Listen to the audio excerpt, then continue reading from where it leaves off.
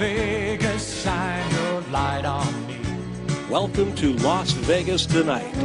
Join award-winning host Dale Davidson as he interviews the most remarkable people you'll find in the entertainment capital of the world.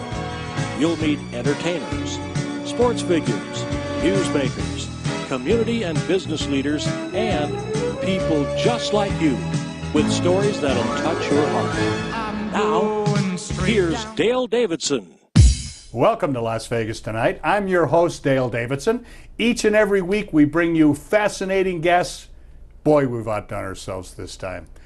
He's a return guest. His name is Kristopher Dahir. He is Pastor Dahir. He is Professor Dahir. He is Councilman Dahir. And in his spare time, he has a family. Yes, a wonderful family. Yeah. Good seeing you. And we've been friends a long time, Yes. so it's great to see you again.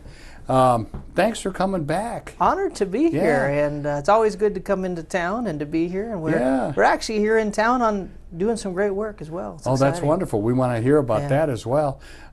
Let's first and foremost, for those who watched you last time on the show, you were talking about the Veterans Memorial up in Sparks, right? Yeah, so it's exciting. It's in Sparks at the marina, so if you've ever been up there. If you've ever been to Reno, a lot of people know where Reno is. If you wouldn't know when Sparks started because it's right there, you know. It's so like Henderson to Las Vegas. Exactly. You wouldn't know, and you went from the other, and you know, you're so close that you see Sparks, as however you want to put that in there.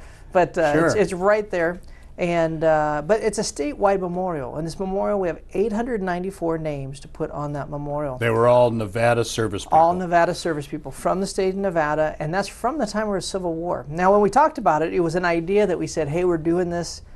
We don't know when, how, what. We have a lot of things together. Well, now we have a full 3D rendering that we also started our groundbreak. We had a groundbreaking the other day. Wow, congratulations. Oh, we had over 600 people at this groundbreaking on a Friday.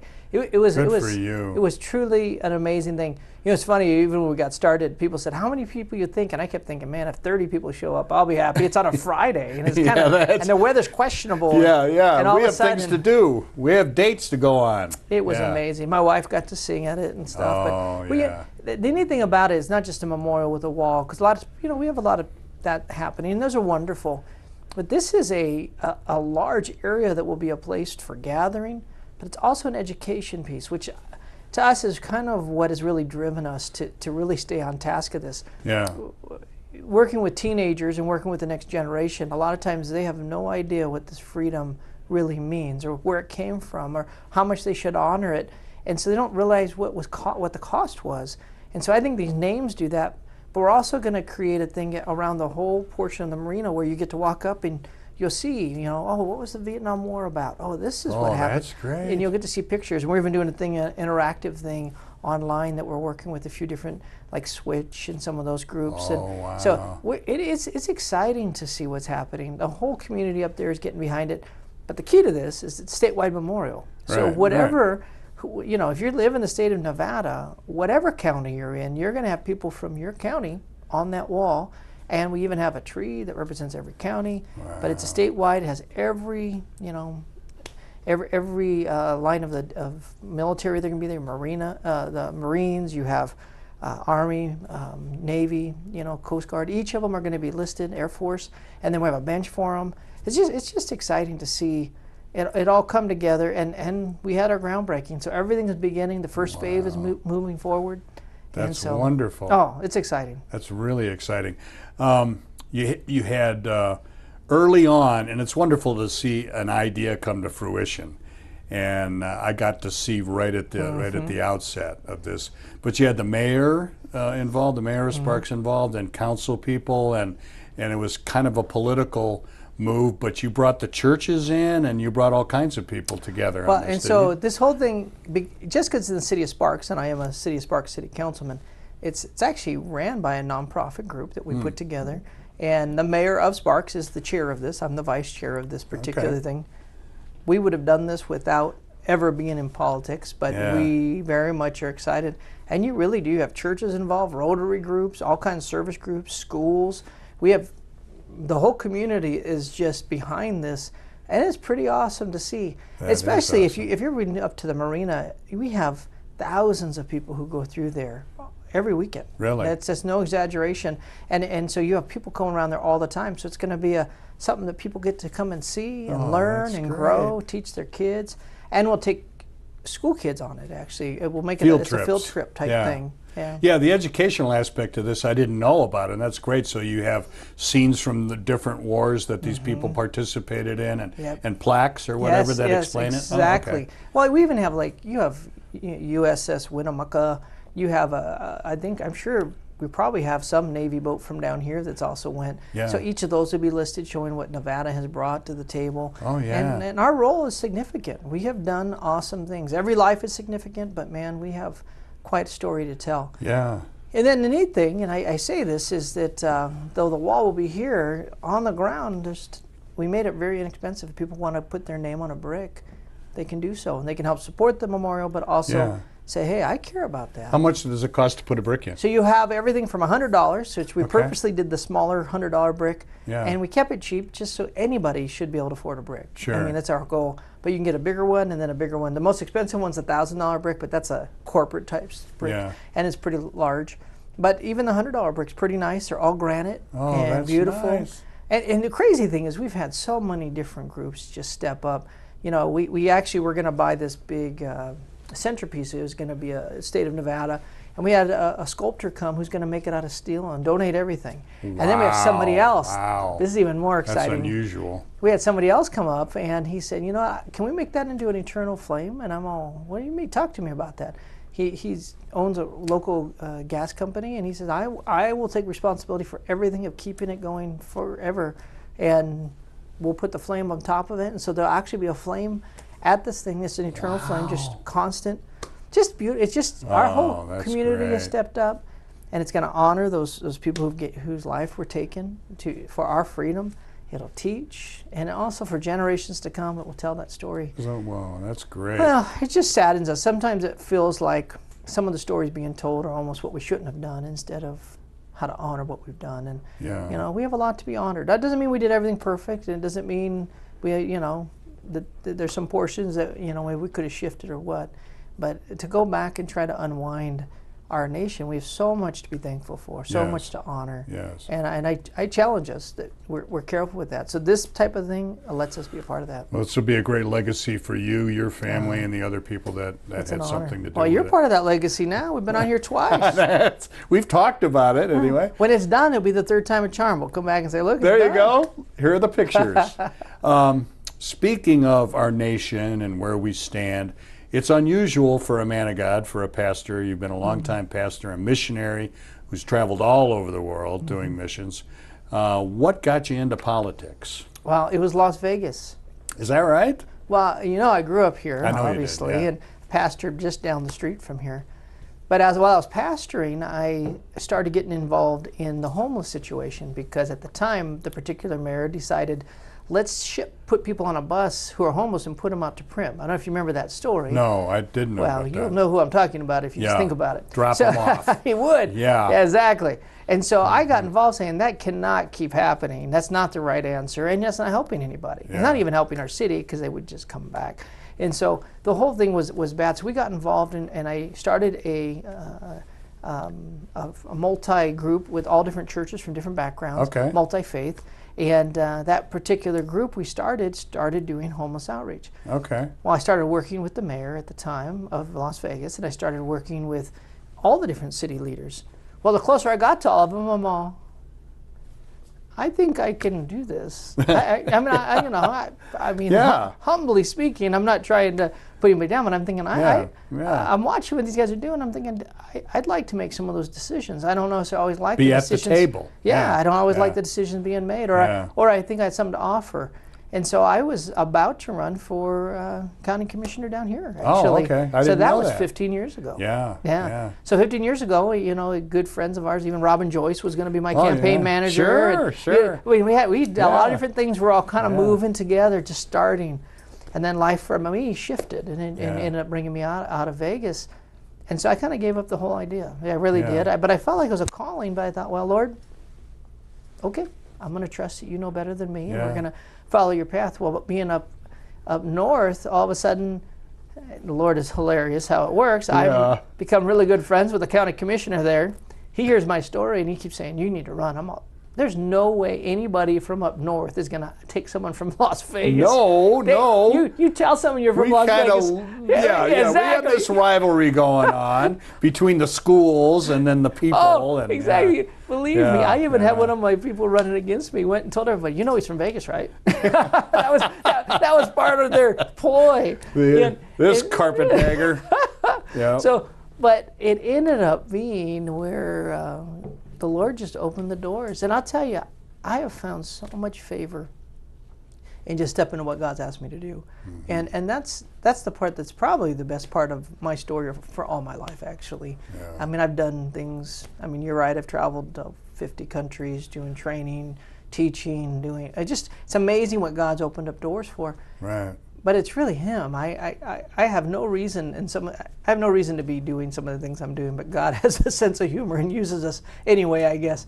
But and I'm even honored. I got to go back to school and get my psych degree and my master's degree in organizational leadership, and hopefully I do plan hopefully get my doctorate. And there's a lot of different things that God just keeps opening doors for that and you don't have to even push that hard. I mean, a lot of times people think, we're taught something here in the U.S. like you got to go knock down those doors to make it happen. Well, when you're following God, He has a lot better hammer to open those doors than I do. Yeah. And absolutely. exactly. And you can trust that His plan is so much better than ours. And I've lived like that for a long time now. And so, just applying that to each part of our life, it becomes one of those things that you're like, well. For a great example is, when I even ran for office, I tell people, because aren't you worried you're going to win or lose? That's not my job. My job's not to win or lose. I'm going to work my hardest. But my job was to run. My job was to say yes. Yeah. If the Lord didn't want me there, He had to close that door. Yeah, that's right. Just like anything future, there's other ideas I have, other things I might run for. And even then, if the Lord wants me there, He'll open that door. And I'll work hard. I'm not taking away. He expects you to do I'm not that. taking away my part. I am Yeah. a living, breathing human being ready to Yeah. kick it. But at the same time, if I have to go make something happen, then who gets the glory? Yeah, exactly. I take it then, because Yeah. I made it happen. Yeah. But if I sit back and say, "No, God, I'm going to trust you. I'm going to come to you. I'm going to believe in you," and then all of a sudden, He does something awesome. Yeah, it's incredible, isn't Yeah. it? Let's talk back up a little bit to the 50 countries. I remember hearing the stories about the places you were, and you were in some pretty. You were in the Amazon. You were all over the place. What motivated you to do those missions and to do those trainings, and particularly to go to the third world? You spent a lot of time in underdeveloped No, it's true. and I undeveloped countries. have. It started when I was a teenager. Yeah. And this is part of where my story kind of begins. I felt called to ministry when I was about 8 years old. Really? Yeah, with Greg Masonary preaching. Sure. And I think I got kicked out of Sunday school, so I had to sit next to my parents. He was preaching off a storm. Must have been a great sermon because it got my attention. Yeah. And I remember standing on my chair in the middle of the sermon because he said, "Is there someone here called to ministry?" And I'm all, me. And I can tell you from that day on, it's not shifted. Well, but then they started doing some mission work, and I just found such a purpose in helping people. And then when I was 17, I worked with Teen Mania Ministries. Oh, Remember sure, Teen Mania? I know them. Yeah. So Ron yeah. Luce. So I was one of the first interns they had, and oh man, I caused so many problems. I don't know. Truthfully, they almost kicked me out of a free. I paid them, and they almost kicked me out. That's true. I can tell you stories. Sounds like my childhood. It absolutely does. But they put up with me, and they loved on me, and they taught me. But during that time, I got to go all over. Like I was in Venezuela when I was 17 years old for 2 months. I mean, that's the thing. If people don't want to realize, back then that was 27 years ago, 28 years ago. Right. And Venezuela at that time was a capitalist country. It was. And at that and doing very well. Well, it was one of the strongest in the region. Even Right. they were called Little America at the time. Actually, they touted it, and everyone agreed with it because they were growing like we were. Yeah, and they had city service stations until up here socialism through stepped the in, US. and they are where they're at within 20 years, 25 years. If that's not a lesson as to how well not. Socialism works. But that's my Venezuela's a perfect example. That's my point. Yeah. But being there, I got to travel around. I got to go way out into all the jungles. It was amazing. Wow. And I'll tell you, we got to go. My favorite probably was I somehow, after years, talked my wife into going with me to Panama. Out in the Darien. We're out in this crazy little handmade boat, and we're crocodile hunting. Wow. My bride is so tough. She only cried like 188 times, but it was awesome. She didn't push you out of the boat, which she had every right to do, I'm thinking. Well, the crazy thing, so Panama, so one of the reasons we went there is that there's a guy that he's still living, and he lived there for 30 years. I think it was 30 years, maybe 20 years, but he translated their native tongue and made the Bible into their native tongue. Oh, his name is Dick Scott. Awesome man of God, loves the Lord, and he lived there. I got to stay in a little hut he lived in for 20 years. Dude, wow. My wife barely made it like 4 days. This guy lived there for years. But he translated the whole Bible, which also gave them actually written language. It's the first written language they had. Well, that whole area now has other books and can read, and they're learning. Well, what that did, though, to this whole region in the Darien, each of them have kings, quite literal kings. Now, they don't wear a crown, but they are known as the king. You do nothing in that community if the king didn't say so. Yeah. Well, they've decided there's no other church come into the Darien except Foursquare churches because they translated our language for us.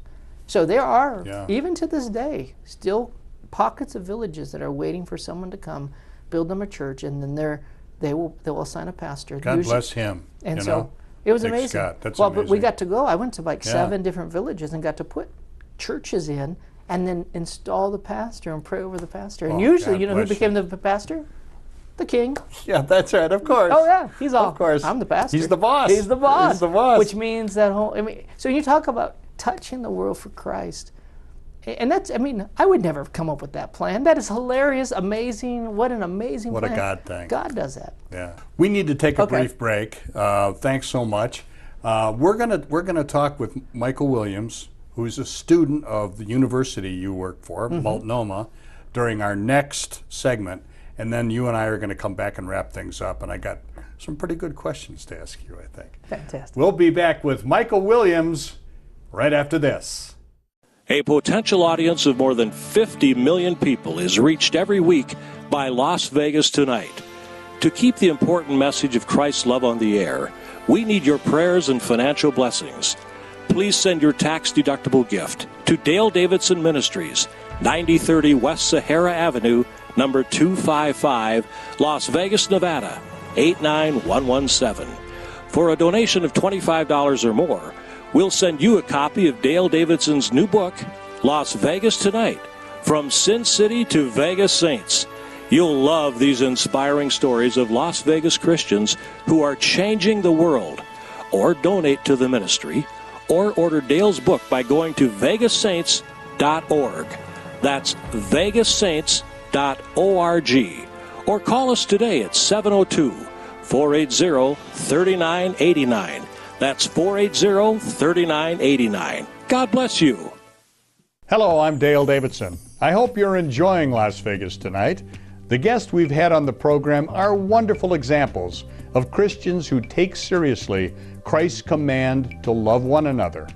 In addition to the hundreds of television stations across the United States now carrying our show, we have been presented with the outstanding opportunity to bring these inspiring stories to people around the world.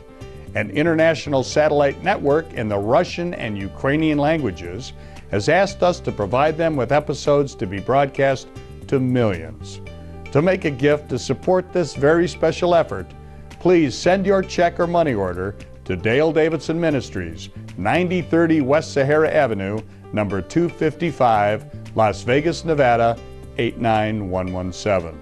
To use your credit or debit card, call 702-480-3989. Thank you, and God bless you. Drawn by the lights, glamour, and opportunities in Sin City, they come from all over the world, searching for their chance to be a pretty woman, a success, or maybe just to have a better life. Be somebody. What happened after they got here is literally changing the world. From the story of Tommy Scott, a former gang enforcer turned Christian evangelist, to the Hookers for Jesus Outreach Ministry, to the heart-wrenching story of Arturo Martinez and his heroic act of forgiving the man who assaulted and murdered his wife and 10-year-old daughter. Las Vegas Tonight presents an extraordinary depiction of Las Vegas as a city of transformation, from Sin City to Vegas Saints. Las Vegas Tonight, from Sin City to Vegas Saints, a collection of true stories of transformation, people whose lives were transformed, and people who are now transforming the world. And welcome back to Las Vegas Tonight. As promised, we have a very special guest with us. Pastor Kristopher has worked with him at Multnomah University. He felt that he's got a great story to tell, not only about Multnomah and his time there as a student, but also everything about his life. Michael Williams. Hey, nice. Thank you. Yeah, thanks for coming. Great. Thanks for having me here. Yeah, thanks for riding your bike all the way down from Reno. Man, it's God awesome. God bless you for doing it. How long did it take you? It took me 6.5 hours. 6.5. Wow, yes, that's a ways. 6.5 hours. Yes. That's a ways. And yes. here you are. You look fresh. You look like you feel okay. Oh, I feel well. That's great. Tell us a little bit about yourself. Did you grow up in Nevada? Well, I was born in Susanville, California. Okay. And we grew up mostly in Herlong, California, which is an Army base about 60-something miles north of Reno. Oh, okay. Is that right? Okay. So, yeah, my mom worked for the government, and my father helped with the railroad. Oh, okay. So he worked out there, too, and so, yeah. Yeah. You have siblings? Yeah, I have an older brother. Okay. He's a year and 7 months older than I am. Wow, that's great. Yeah. I bet you guys duked it out a little bit when you were that age, huh? He beat me up a lot. I have 4 sons. You don't have to tell me about any of this. And 2 of them were pretty close, too. They were about 14 months apart. Right. Yeah. And then it was hard to tell, who was going to win any given moment, but usually the older one did. Right. That goes. So tell me about your early childhood. Did you go to public school? What was your backstory there? Yeah, we grew up, it's a small little community there on the Army base, and so it was, I think there was something like 20-something people that graduated for that's small class. Any given year. Yeah. So it was really small there, and I played sports off and on. I played soccer. I was really good at that. Oh, okay. And played basketball, and I played football, but I was only the kicker because I was really good at kicking the ball. So because of the volleyball. Yeah, the soccer. I mean ball. soccer. What am I talking about? Volleyball. Okay. Yeah, the soccer. Yeah. And so we grew up in this small knit community there, and it was just pretty awesome. Just growing up, having that little interaction. We had a little Assembly of God church that my mom used to bring us to. Oh, okay. And it was kind of weird because my mom, she went to one church and my dad went to a different church. Oh, okay. Across the street. So that happens, yeah. Yeah, so we'd be over in our little in the little Assembly of God church, this little light of mine, and they'd be over there having church across the street at the Baptist church. So, Michael, I can tell you're really anointed. I can tell that you have an infectious spirit, and that must be what draws people to you. It is. Quite honestly, I mean, I do a lot with acronyms as well, and it's joy, right? It's Jesus and you, and there's nothing in the middle of it. Right. And that to me really is where it comes, is because I started realizing that it wasn't a religion, it was a relationship. It wasn't what I could do or where I could go or how things would be. It was just like, he just wanted to have this personal relationship with me. Sure. And when you find out that the creator of all the universe wants nothing better but to just be a part of who you are and what you're doing and walk with you in these things, that's how we get to a closer relationship with even people. I think that this starts to break down the barriers, because now you start to be, you're genuine. People realize, they're like, wow, this guy has love, and he has love for me. Yeah. And why, I mean, there's so many different things that have happened in my life with being here as the chaplain for the CMA. I've gotten to a place, and I had asked God, I was like, God, why would you have this rapper, right? Why would you have this gospel rapper? Why would you have him be the chaplain of a CMA? Christian Motorcycle Association. Why would you do that? But he revealed it to me through a couple of different ways. There's certain groups that wouldn't talk to me because of my skin color. Oh. Let's just be honest. That still goes on. But the fact of the matter is that when one of their members go down, they need a chaplain. Right. And God says they're going to get you. Yeah, that's right? So God is awesome. He's very strategic. And so we get here, and now the whole thing's changed because he's sending somebody who doesn't care who's there. All we care about is their soul. When we get there, it doesn't matter what you've done, where you've been. Right. This could be your last breath. Let it be Jesus when it speaks. Right? And so that's just the way that we've just impacted this world. God has been using me on different forums and platforms, and I'm just letting him be famous everywhere we go. So. That's wonderful. Yeah, that's wonderful. Awesome. Tell us a little bit about Multnomah University. We talked during the first segment with Kristopher about the university. Right. And you're a graduate, right? I am. I just got my bachelor's degree, the first in my whole family. Wow, congratulations. It was pretty awesome. You know, I had so many misconceptions. I'll tell you, I grew up kind of thug. Not just kind of thug. I grew up thug, okay? And I was a drug addict, and I was a drug dealer, and I've done all of these different things that just did not bring any glory to God. Right. But just so happened, in one of the circles of friends that I happened to be with, he happened to be, his name is Tramiel, and he attended there, and he was doing the student worker thing, and he says, come by, come by and help me real quick. I'm gonna, mop the floors or something. And so we get there, and then all of a sudden I get my eyes open to this.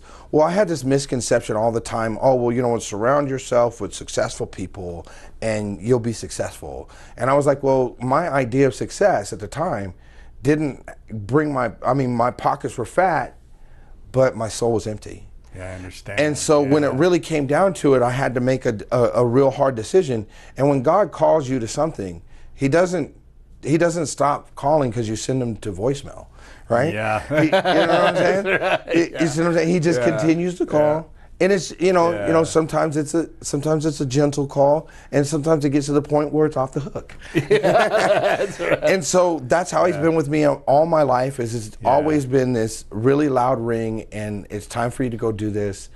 And even though it might be unconventional sometimes to come that way, but for me, it's normal. I'm good with that. I'm all right with it. So I live my life out loud. I turn the volume up and I break the knob off. Oh, so, God bless you. God. So you studied theology and so I got my bachelor's in Bible and theology, and now I'm currently undertaking my master's in divinity. Wow. So I'm studying Greek right now, and like I said, I thought, well, God, why do you have me here? Once again, I always have the questions. I got questions for God. I don't question God. So let's just be real. Let's just be real there. So that's good. But what it is He's given me this understanding with this world of relativism, where when I go into urban places, and I can bring an original language and proof that there's document after document after deep documents. Right. That there was a truth in this place here. Right. When you go here and you speak the truth, right, everything else has to go away. And it doesn't matter who you are or where you've been, and I've been in some pretty sticky situations and some tough places, but the fact of the matter is that God is the Lion of Judah. You see what I'm saying? Yeah. You only need to let the lion out. you know what I mean? And then all the lying goes away. I love it. Right? I love it. So it's been pretty awesome. God has really been faithful in that. So that's great. So I love all of the professors. I love Kristopher Dahir's diversity classes. He's taught me so much about why we should have bigger church. Yes, right? Yes, all of us. Yeah, he's like saying, let's just knock out some walls, right? Just let the city be the church, right? Yeah, right. And so that's just kind of where it goes. And when we see the diversity and we start to celebrate that, and we start to see that, hey, look, you can minister to people that I cannot. Yes. And I'm going to minister to people that you won't. Yeah. Sometimes, right? Yes, right. And it can go back and forth that way too, right? So I don't want to, like we're in competition, because it's not. We should complete each other. Yeah. Right? We're all on the same team. Exactly. Yeah, so when we get to that idea, in that piece, we realized that. And so I got professors and just a whole surrounding people that are cheering me on. I didn't have the greatest background in education, but they're helping me get to where I need to be at so that I can be effective. And that's what's really important. I think that if we have effective leaders, people that don't just say, hey, look, well, let me just tell you this story.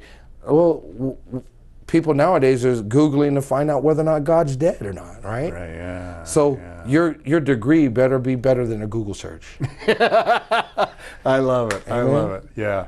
Yeah. I'm sorry to say we're out of time. God worries. bless you. What an honor to meet you. It's terrific work you're doing, and you said some pretty profound things today, brother. Well, I thank you, and I really appreciate you bringing me here. Oh, you bet. And I'd just love to come back anytime. I want you to. That's my next offer. Yes, next time sir. you're in town, we'll do a whole show with you. Hey, let's do it. Okay. God bless you. Michael Williams, what a great guy. We'll be back with Kristopher Dahir to wrap things up right after this. A potential audience of more than 50 million people is reached every week by Las Vegas Tonight. To keep the important message of Christ's love on the air, we need your prayers and financial blessings.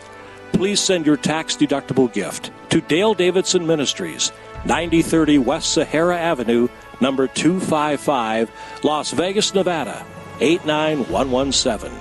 For a donation of $25 or more, we'll send you a copy of Dale Davidson's new book, Las Vegas Tonight, From Sin City to Vegas Saints. You'll love these inspiring stories of Las Vegas Christians who are changing the world. Or donate to the ministry, or order Dale's book by going to vegassaints.org. That's vegassaints.org. Or call us today at 702-480-3989. That's 480-3989. God bless you. Hello, I'm Dale Davidson. I hope you're enjoying Las Vegas Tonight. The guests we've had on the program are wonderful examples of Christians who take seriously Christ's command to love one another. In addition to the hundreds of television stations across the United States now carrying our show, we have been presented with the outstanding opportunity to bring these inspiring stories to people around the world. An international satellite network in the Russian and Ukrainian languages has asked us to provide them with episodes to be broadcast to millions. To make a gift to support this very special effort, please send your check or money order to Dale Davidson Ministries, 9030 West Sahara Avenue, number 255, Las Vegas, Nevada, 89117. To use your credit or debit card, call 702-480-3989. Thank you, and God bless you. Drawn by the lights, glamour, and opportunities in Sin City, they come from all over the world, searching for their chance to be a pretty woman, a success, or maybe just to have a better life. Be somebody. What happened after they got here is literally changing the world. From the story of Tommy Scott, a former gang enforcer turned Christian evangelist, to the Hookers for Jesus Outreach Ministry, to the heart-wrenching story of Arturo Martinez and his heroic act of forgiving the man who assaulted and murdered his wife and 10-year-old daughter. Las Vegas Tonight presents an extraordinary depiction of Las Vegas as a city of transformation, from Sin City to Vegas Saints. Las Vegas Tonight, From Sin City to Vegas Saints, a collection of true stories of transformation, people whose lives were transformed, and people who are now transforming the world. Welcome back to Las Vegas Tonight. We're in our third, and I'm sorry to say final, segment of this terrific show. Michael Williams was a great guest. Good man. He's a wonderful example, I think, of what Multnomah is doing. And tell us a little bit about the university and what your plans are for Nevada. So Multnomah University is based out of Portland, Oregon. So it's important that you know that, because we're going to talk about it in the north in Reno, and you're like, what's going on? Where's Multnomah there? We actually have a campus there as well. Okay. And we are expanding that throughout the whole state. So we have a license. We're fully accredited. Oh, that's great. And as a university. So any of our credits transfer into UNLV, UNR, or wherever else you want to go. Oh, okay. And so it's pretty exciting to see all that. So I have the honor of being a professor for them for the last 4 years about. Right. And I teach a lot of the leadership, the practical pastoring, all that kind of stuff. But as of late, probably the last year, we've been working as the Ministry of Development of, and so kind of stepping in trying to bring Multnomah down to Las Vegas. Oh, okay. And so it's really needed here. Well, Kristopher. it's Yeah. exciting. You know, and looking at it, it definitely feels like we're going to fill a hole for a few reasons. One is just ministry-wise, we have to continue to sharpen our skills. And it's so hard because it's so easy to get in the rut of what we do, thinking we know what we're doing. Yeah, yeah. But we don't see that the results. Always a delusion. Yeah, it is. It is. And so for me, I had the honor of pastoring for now the last 26 years. So I get to bring that to the table. But we're doing these practicums that are very exciting. That's why I'm here tonight, actually. Yeah. I'll be here tonight hanging out, and I'll be teaching a whole practicum on diversity. So Okay. what we do is we try to find things that can help students or help pastors or help leaders really grow in what they're facing every day. This idea of diversity, well, our world defines it one way. Oh, Well, yeah. it's not really a biblical diversity. That's not really the definition that it used to be or what the Bible would say. And so we're going to sit down and really just have a big conversation amongst 30, 40, maybe even more people. You know, the first one we had, we almost had 90 people there, which was Yeah, kind of I fun. know. I don't know if we'll have that kind of crowd tonight because, you know, it's Yeah. always gets exciting for the first one. We'll see how the last one of the session goes. Yeah. But we're not just doing practicums, though. We're actually, come the fall, we'll have classes here. We have a leadership class that we're doing. And the neat thing is we're doing it in two ways. You could take it for credit and pay the full price for credits and stuff, and that's just what it is. Or you can take that same class and you take it kind of as a portfolio class, and that's something that we can explain. It's the idea you keep track of all the work you've done, and you can take it and you can pay a lot less, and then if you ever want to take that portfolio back to a college, you can get credit for it. So it's okay. one of those things. It's more of a certificate class Oh, okay. with a more inexpensive Other approach. universities do that. They do yeah. it all the time. Yeah. This is a very normal thing. Yeah. But the neat thing about it is somebody who might say, I don't care if I'm ever getting a degree, but I would love to take a leadership class. So you can take this Right. class for 16-week class for $150, and you have a professor here in class. Wow. You don't get that kind of thing anywhere else. So No. Multnomah is really open to coming with some interesting ideas, kind of some creative ideas to make it to where people can really step in. Yeah. And so we'll be offering that. And then the other thing that's kind of neat, so I actually am teaching a full diversity class in the fall. And I just got permission to actually open it up where we can do it live, where people can sign up for the class Right. and be in my class via FaceTime or whatever we want to use. Wow, that's and so great. we have permission to do that. So I will be talking about that tonight and sending out stuff. So Yeah. people can either take an online class with some of our professors like me, Yeah. or they can take one with a local professor that we've hired here. Yeah. And so, and then we'll also have practicums again next fall. And those practicums are just going to be continued in different areas of communication. And is leadership. anybody welcome? Or are you Anybody's limiting welcome. It? Oh, okay. No, anybody's welcome. Yeah, okay. You know, for us, when If you're interested in any role in a church or Yeah. whatever. every topic we're talking about, even if you're not a senior pastor or maybe you don't do that all the time, it's leadership principles. It's principles. Sure, yeah. We live by principles, and that's what we Yeah. have to keep sharp. Yeah. And so it's our focus, it's all that stuff. So to be amongst a cohort of people who care about ministry and God and learning, Yeah. I don't know who doesn't want to hang out with those people, but Oh, that's the place to absolutely. be. Yeah. So that's the kind of stuff we're going to do, and you know, and if I do a good job, I might even talk you into teaching a class. I love teaching. Yeah, I was going to say, I know. love teaching. Yeah, I'm doing it right now, So- and I have to travel a ways down to San Diego to do it. But I'll tell you, it really reinvigorates me, you know, because these kids are just full of questions. You know, they ask things that you just can't imagine they're thinking about. They're surprisingly mature, a lot of them for their age, and they're facing some problems because of what's going on in our nation, what's going on in our culture, that you know, old guys like me didn't have to face. It is know? very different. I tell you, we just got done finished talking to Michael, and he's a great example. We have many others who had a whole other life before getting Yeah. to this place where they knew they wanted to do this. Yeah. But God has taken every bit of it, Sure. and turned it around and allowed it to be part of His story.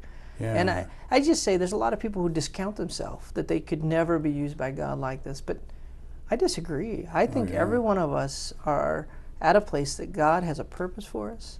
We have lives to touch. I mean, we're only here to be as ambassadors. I mean, Sure. as soon as you give your life to Christ, why are Yeah. we still here? Take me away. I'm just going to screw this thing up. Why leave me here except for the one purpose of being an ambassador for Him? Yeah. I mean, we get to enjoy a Do few the other job, things. I yeah. love being married. I love having kids. I love all that stuff. But in the Yeah. end, I'm here to be an ambassador for Him. Yeah, what's important. That's what it's about. Yeah, And it absolutely is. And I'll never get over the fact that, and this happened a few years ago when I first started teaching at this college, I'll never get over the fact that I say things and kids write them down. You know, I'm like, you're actually writing that down like I know what I'm talking about. It works that well. It works that well. I've truly enjoyed teaching, though, and it's great being amongst other peers, other students, and I actually learn a lot from our students. I think iron sharpens iron, and you know, we have full conversations that, you know, I even tell them, you know, don't just take that, but if you disagree, I want to know what it is and why. Yeah. Because maybe you're right. There you go. Maybe I need to learn from you. Yeah. I've had that happen in the classroom. Exactly. Speaking of education, let's talk about secondary education, but also lower level education. You started a Christian school up there in the north part of our state, and you're still involved. I think you're still the chairman. I am. Tell me all about the school. What's the name of the So school? that's Excel Christian School. Okay. And then down here in Vegas, I used to help run, and I'd oversee the Cornerstone Academy right here. Right. I helped bring that in with Robin my Joyce. youngest son went there. So I used to oversee that. So I've been overseeing private education for the last 15 years. And I'll just tell you, it's a valuable resource. And it's interesting. It's one of those things that some people, and I've talked to pastors, and I even used to think this way, would say things like, well, we don't want to take our kids out of the public school. They're missionaries. They need to be in there. Right. And I actually, in some ways, agree with some of those things. That we cannot just hide everybody from this world and think that we're going to touch it. Put them in the Christian bubble. Yeah. However, at the same time, you better know that your child is ready to carry that suitcase. You better be ready to carry that culture along with them. Yeah. Because some of them aren't ready. Some aren't ready. They don't have the means. And so I actually had one student that I felt very comfortable to go to public school, and I had one student that I very much did not. And they both turned out very good, but I'm glad I took the route that God put me in my heart. That's wonderful. Yeah. And you've stepped away from day-to-day management of the school. Yeah, I couldn't time. Can't imagine you're not doing anything else. Well, between city council, I serve on quite a few boards for city council. Yeah, I know you do. And so getting to do that and working with the veterans group like I do, and then working at the college like I do, it just came where I couldn't keep doing all the different things. Oh, yeah, I'm teasing. You know that. Let's talk about your church. You started a church up there, and 8 years ago. You were senior pastor, and that is enough. You know, let alone doing everything else. As you well know, you know, we've talked about this. Pastoring is tough. I love senior pastoring, though. I'll tell you, it's the lightest ministry that I got to be a part of, and part of it's because everything I learned down here. And I say that. You know, it was been great being down here. Great ministry, got to do some great things, but I learned a lot of lessons and applying them up there. And it was awesome. For about 9 years, actually, ago, we started that church, and we saw it just touch so many lives. We had an incredible network, and we got to really touch, just being inside of families' lives. And it's one thing I tried to make sure we did, because if you're not careful, the larger your church grows, the less you're connected to anybody. People come and go, and they say, ooh, we had church, but you never connected. So what did you do? I questioned if you maybe had church or not. Because you showed up, you didn't connect with anybody. What did you do? Yes, you know. And because we are the church, we need to make sure we're connecting. It's with not each a other. building; it's the people. Exactly. And you know, I have nothing against large churches at all. There's a place for big seeker-sensitive churches, for example.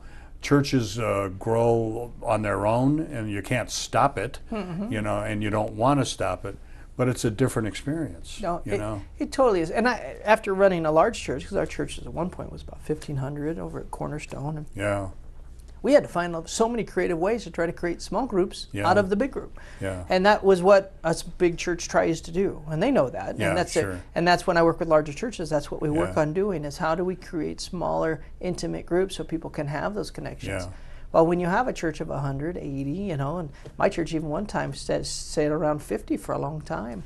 You know, and you really get to know them. And you know the families. It was. You know where they're at. It was great, and we got to walk with them and know them. So It's been good. As Yeah. of now, though, I have folded our church in with another church, Yeah. which has been fantastic. Yeah. That's great. There's a few things I miss. There's a good synergy. Oh, there going on. is. Yeah. There is. The senior pastor does an awesome job. He's a good man. He's definitely done a good job of putting his arms around everybody. And then I get to just kind of be more of a consultant for him or a pastor that helps, and I teach and I share. And great. but my travels don't impede the life of the church, because that's the hard part about being a small church. That's kind of what happened. Yeah. Yeah. You leave and they feel like they've lost the head of the whole thing and the feeling that it all had. Okay, we need to hear about Kenya. Okay, Kenya. Yeah. So just real quickly, if you remember her name, Marty Ward Community for Christ. Marty Ward went over. She was, she told us she was 65 when she went. She really was 75. She lied to us. She did. And she came back after a year and said, here's the reason I lied, is you wouldn't have let me go. But I felt so bad the whole year. You know, we thought when she was going to confess that she did something bad in Africa, we're like, oh. But she was 75 when she first went. Wow. But she went back for about 6-7 years and ended up dying. And from malaria, because she gave her medicine to somebody. Oh, Lord. Well, she'd go every year, and as the missions pastor at Cornerstone, I watched it, and it was exciting. But I always, just kind of was like, yeah, you're doing your thing, and it was time to go back and help with her funeral. And Greg Masonary was supposed to go. What a great man of God Greg is, and what a great influence and mentor he's without question been to you. Yeah. But this time he made me mad. Really? Because he was supposed to go. Oh. And he says, I'm not going. I can't go. So you have to go. Well, I had just gotten back from another trip. I should have been traveling again, and that was going to be a 3-week trip. Wow. And I remember sitting there going, I don't want to go. Yeah. I don't want to. And so I ended up going, and my wife was good with it, and ended up. I'll tell you what, being there, I got to see what Marty put together. Well, I showed up, and we had a pastor's conference of 600 people. Oh, my Lord. All thanking Marty Ward for what she had done. And I got to see, I was so humble. I got to tell you, I sat back just looking, going, why wasn't I more involved in what she was doing? Why couldn't I see it? And then even being there, meeting some of those people, they're still the dearest friends. I remember sitting there having church with them. And I finished, I think I went about 2 hours in my teaching, because I was going long. Yeah. I got done. They're sitting on wood benches, and we're sitting there. And so I'm done, and then so I stop and I pray for him, and the guy comes up and says, "You're done?" And I'm all, "Yeah." He goes, "They're not done. I had to teach another 3 hours." Oh, they my sat there on Lord. that. They weren't going to move. We took a little break, and they came right back, and I taught the rest of my sermons. I lost my voice that trip because they just were so. They would just used it all up, It didn't was you? gone. Oh, and me to lose my voice, that's a bad day. That's Man, it was so humbling, and there's funny stories as well, scary stories. But in the very end, I'd leave just looking at that trip as it was a turning point probably for me in ministry. Wow. Just because God took Kristopher, What a who thought he blessing. knew so much and learned I blessing. know very little. Well, thanks for the story. We only have a couple of minutes left, Chris, but I'd love for you to directly address our audience. We have millions of people around the world, thank God, that watch this show. And let's give them an opportunity to come to Christ and say whatever you like. Amen. So I would share this. In my life, I have seen God take a man like me who really not very talented, and I say that I can't sing. You don't want me to sing, trust me. I only do so much, and the Lord took my life and said, I have a purpose for you. And when He speaks life into your life, you're going to find that your reason for living changes. Now here's the greatest thing, is that He made the way. He is the one that came and gave us life so we could have life. A lot of times we tend to go out and live this life where we think we're filling our life with all this goodness. We think it's good until it turns sour. And all of a sudden it turns sour and we don't know what to do. Well, here's the great news, is God said, the Bible tells us that Jesus came, and He loved us while we were still sinners. He loved us while we were still broken, while we still were empty, and He saw value in us. He didn't just see value of what He's going to do, but He saw what He can do in your life and through your life. And He says, you know what, I have a purpose for you. I have a reason for you to live. And here's the greatest thing. You don't have to jump high enough to get that love. You don't have to all of a sudden do a particular thing. It's just surrender. So for me, and this is my challenge to everybody out there, if you want to know Jesus Christ as your personal Savior, it pretty much is this: Jesus, forgive me of my sins. Jesus, I repent. Jesus, I surrender. And when in that process, you start learning about Him, and then He takes you on this amazing journey. But He says it's all about what He's done, not about what I've done, not about what you've done. That means your past, that's not a factor. It means your present fears are not a factor. Your fear of your future, not a factor, because He did the work of it. So if we come and we grab onto Him, He has every step laid out for us. All you got to do is reach out to Him. Can I pray with you now? Lord, I come to you and I pray right now for everyone listening. And I'd ask if you're out there and you're listening and you want to give your life to the Lord. Yes, Lord. That you say this prayer with me. Dear Lord, I come to you right now. Lord, I pray that you show me who you are. Lord, I pray that you, in a way that you only can do, speak into my heart. Father, forgive me of my sins. Show me how to believe. Show me how to follow you. Show me how to live for you. Lord, I accept you as King and ruler of my life. Yes, Lord. In Jesus' name, amen. And amen. Kristopher, thanks for coming. Honor. And a standing offer from us to you. Come by next time you're in town. Awesome. Thank you so much. God bless you. Kristopher Dahir, wonderful man. We really appreciate him coming. And as I say each and every show, or at least I try to remember, when it comes to Christ, please walk with Him. A potential audience of more than 50 million people is reached every week by Las Vegas Tonight. To keep the important message of Christ's love on the air, we need your prayers and financial blessings. Please send your tax-deductible gift to Dale Davidson Ministries, 9030 West Sahara Avenue, number 255, Las Vegas, Nevada, 89117. For a donation of $25 or more, we'll send you a copy of Dale Davidson's new book, Las Vegas Tonight, From Sin City to Vegas Saints. You'll love these inspiring stories of Las Vegas Christians who are changing the world. Or donate to the ministry, or order Dale's book by going to vegassaints.org. That's vegassaints.org. Or call us today at 702-480-3989. That's 480-3989. God bless you.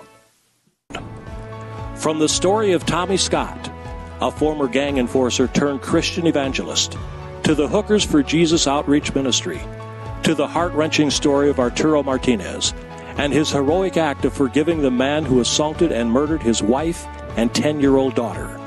Las Vegas Tonight presents an extraordinary depiction of Las Vegas as a city of transformation, from Sin City to Vegas Saints.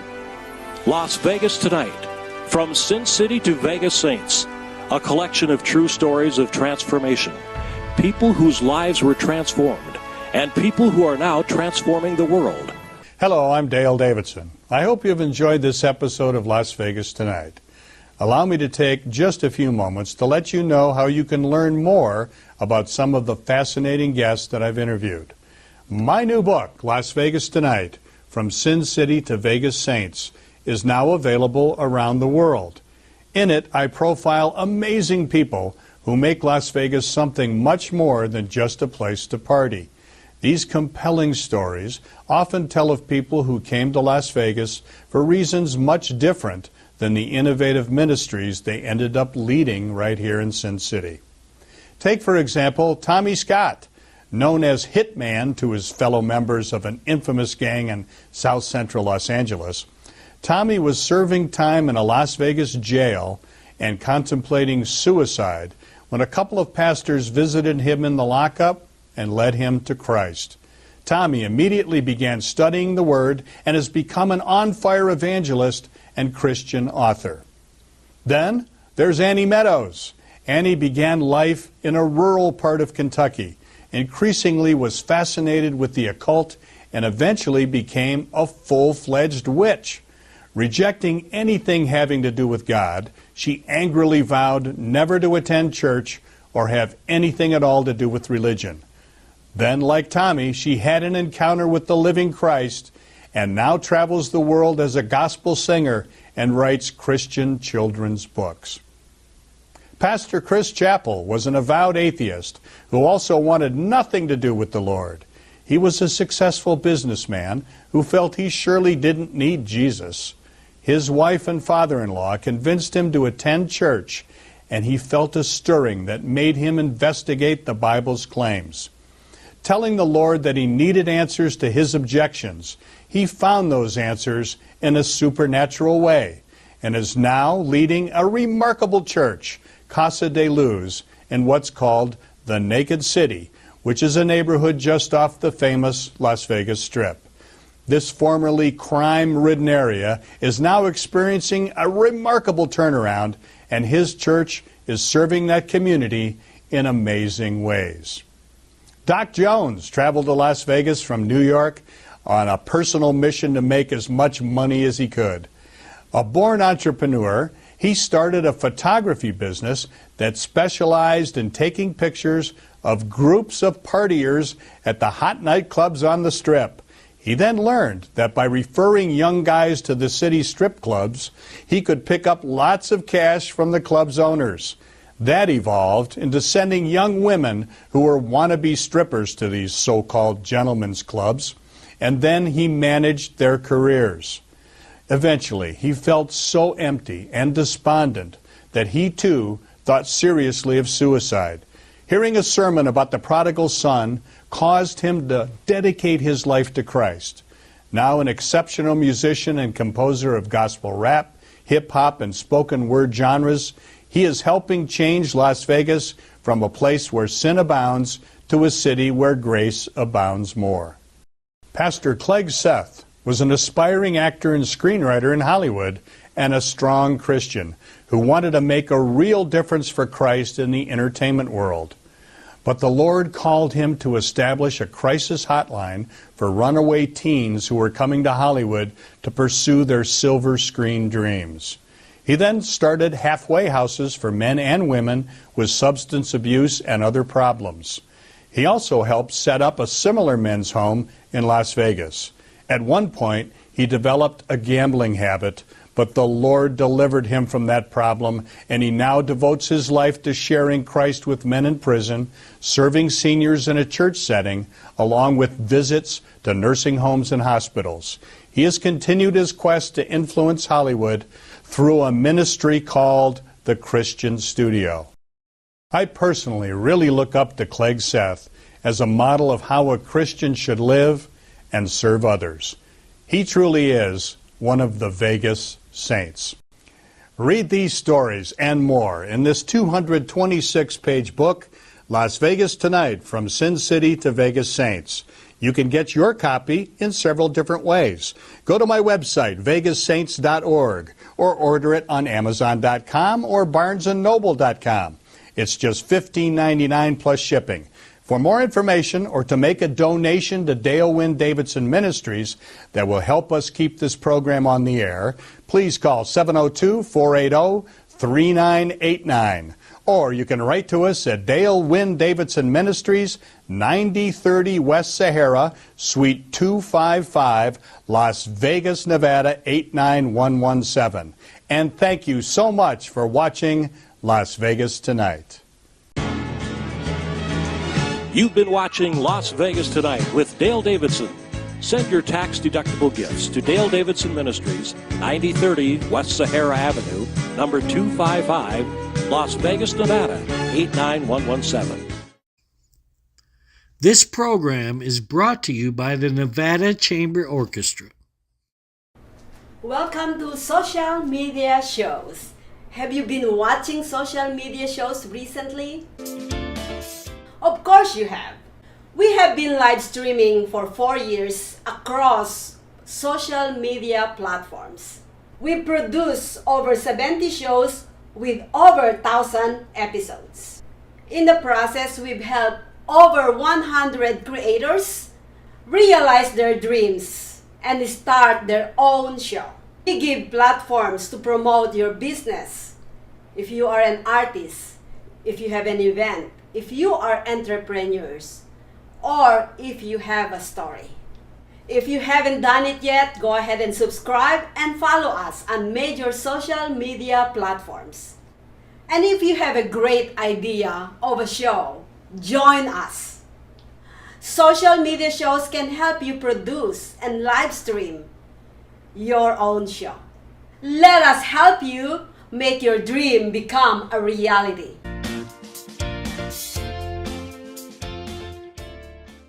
Hello, everyone. This is Joseph Skoda with Social Media Shows. Well, I thank all of you for your support through these last several years, and it's been a lot of fun. We've given people a voice they never had before. Now, Social Media Shows is always collaborating with our veterans to help them do things and help out the veterans who are struggling today. And we teamed up with GI Connections, connecting veterans with resources. So please consider helping and donating to this great cause, because we're always doing things for veterans. So GI Connections, Social Media Shows, and you is what makes the world a better place. Once again, Joseph Skoda, proud United States Air Force veteran.